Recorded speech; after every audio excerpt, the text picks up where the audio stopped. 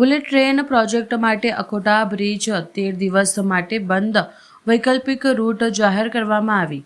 વડોદરામાં હાલ national high speed rail પ્રોજેક્ટની કામગીરી પૂરજોશમાં ચાલી રહી છે. આ પ્રોજેક્ટના ભાગરૂપે લાયન્સ એન્ડ ટ્રુબો કંપની દ્વારા અકોટા બ્રિજ પર ગટર લોન્ચિંગ અને અન્ય ટેકનિકલ કામગીરી કરવા માટે પરવાનગી માંગવામાં આવી હતી, જેને ધ્યાને રાખીને વડોદરા પોલીસ અને વહીવટીતંત્ર દ્વારા તારીખ 27 માર્ચથી 8 એપ્રિલ 2026 સુધી અકોટા બ્રિજ વાહન વ્યવહાર માટે સંપૂર્ણપણે બંધ રાખવાનો નિર્ણય લેવામાં આવ્યો છે.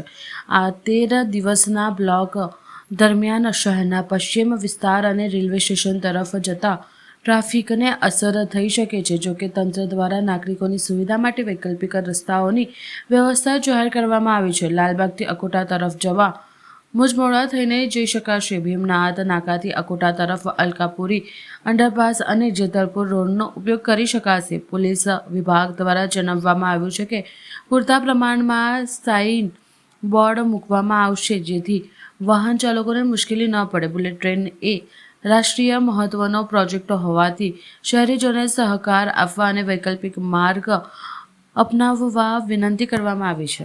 હાલમાં જે હાઈ સ્પીડ રેલ પ્રોજેક્ટ ચાલી રહ્યો છે બુલેટ ટ્રેનનો, તે અનુસંધાને L&T દ્વારા પરમિશન માગવામાં આવી હતી કે આગામી તારીખ 27થી એમને 8 તારીખ સુધી એમને પરમિશન જોઈતી હતી. જે અનુસંધાને 27થી 8 એપ્રિલ સુધીની એમને પરમિશન આપવામાં આવી છે.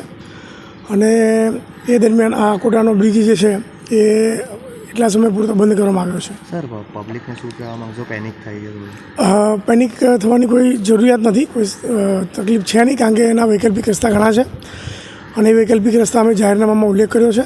જેને અકોટા તરફ જવું હોય તો એ લોકો લાલબાગથી મુજમોડા થઈને જઈ શકે છે. આ તરફ ભીમનાથ નાકાથી અલકાપુરી અંડરપાસ થઈને જઈ શકે છે.